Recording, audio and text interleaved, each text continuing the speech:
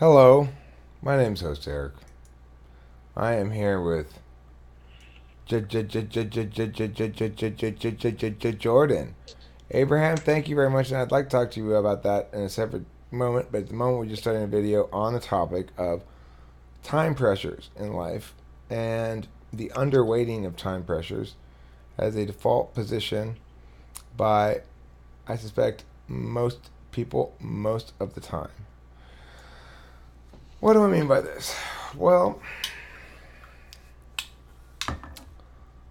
there is in life a lot of things for which we might consider the value or validity of it abstractly with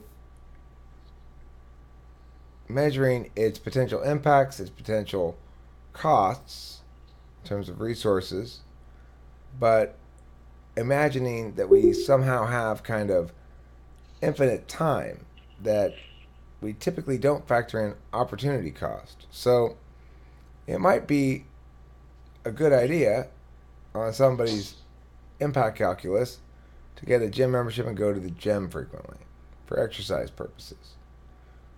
But the thing is, even if it is a good idea to go to the gym for exercise purposes, and even if it doesn't cost very much money, every time you spend time at the gym, you are using time for that purpose.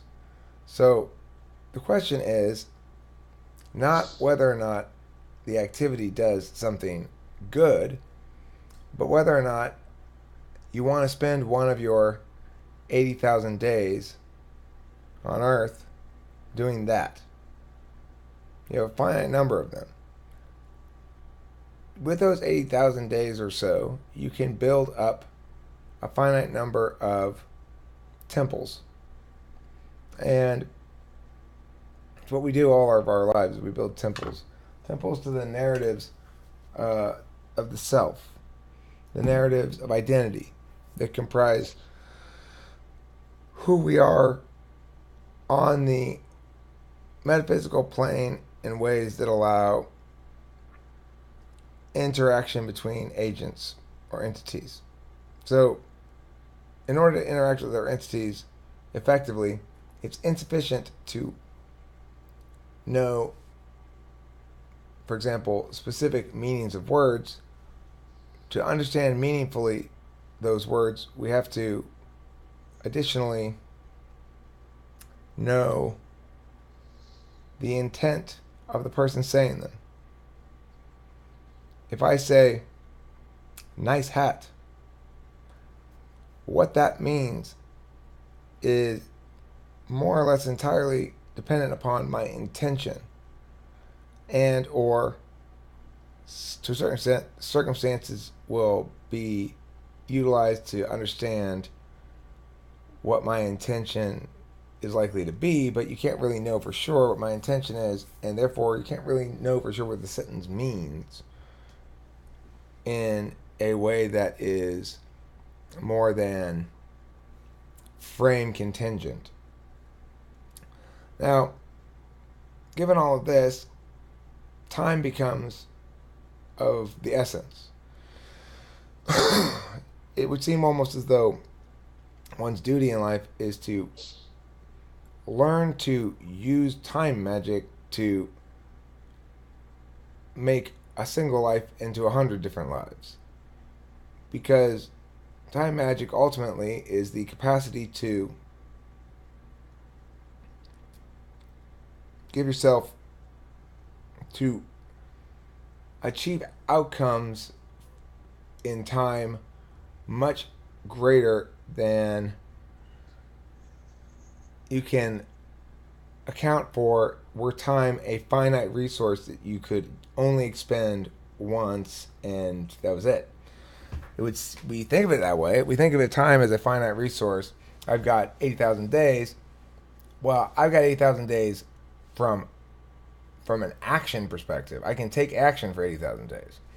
I can generate way more than that number of hours of time objects that interact with others as miniature clones of myself, namely videos that involve me expressing ideas like this one to other agents like you who are watching or hearing it currently live.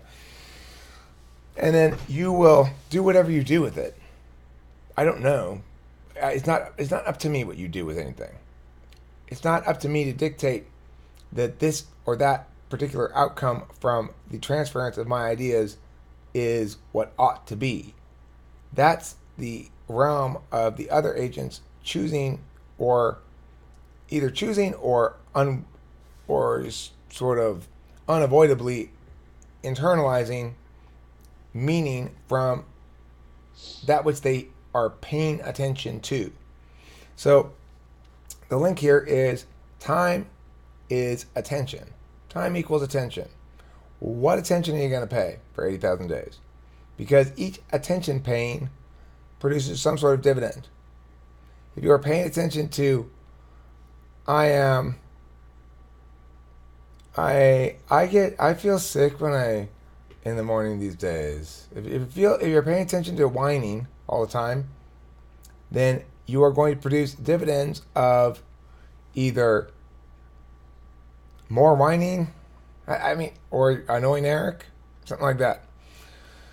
Whereas if you are making a video that suggests that these ideas are potentially useful, and if in fact the ideas you present are conveyed in an effective way that remains on topic and produces the desired outcome of meaning making in another, then functionally you're extending your own life by vast amounts of time. If my life is defined by the number of interactions my identity has with another identity, count up those seconds and add it together, then my life is 1,000 years, 10,000 years, whatever, because that's how much. And if you consider each example of a video to be a time object that is evoked by another agent who turns it on, and then a clone of me gets to interact with that person. Now, it's one way. I don't get to feel it myself because this biology doesn't have access to the experience of that clone, that little miniature mechanized clone of my identity that is only there. The only body who gets the experiential aspect of it is the recipient of the clone's meowing. But that's okay, because it still counts as life experience if you don't specify whose life experience it is.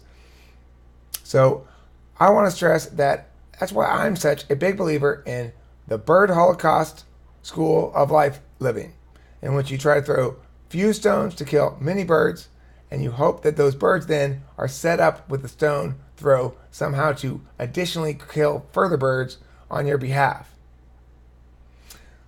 And I open the floor to comments or questions or concerns, queries, complaints prior to concluding this topic. Thoughts? Well, the one thing that's coming to mind for me, like throughout that entire spiel, everything that was coming to mind was legacy. It doesn't matter what you do in life, you want to leave a legacy. And so some people want to do it by making miniature clones of themselves. Some people say you want to be a teacher. Well, you're not creating miniature clones of yourself, but you are sort of, in what you teach them, they're carrying on some of what you're... Some people would say I am. Right. Well, but I mean, I don't think you necessarily need videos in order to make those clones. You can kind of instill your influence in other ways. Right. I know. I'm agreeing with you. I'm saying, yeah, that I've had people say Edmund and various kids debate just like me. When the people from here see him debate, they go, "Oh my God, it's just like you. You made a little clone of yourself." People have said that before. Right. That's why. And so I think it has much more to do with, in those 80,000 days, what kind of legacy you want to make, the biggest legacy that you can make in whatever way you want to make it. Well, but that's okay. I agree with you, But I also think that it's kind of ignoring the warrant of my point, which is that quantity is a neutral measuring vector. So you can say it's good that I'm teaching, and it's good for me because it gives me the personal experience of seeing the other individual uh, become as informed by their relationship with me. That's basically what I would like the coaching to.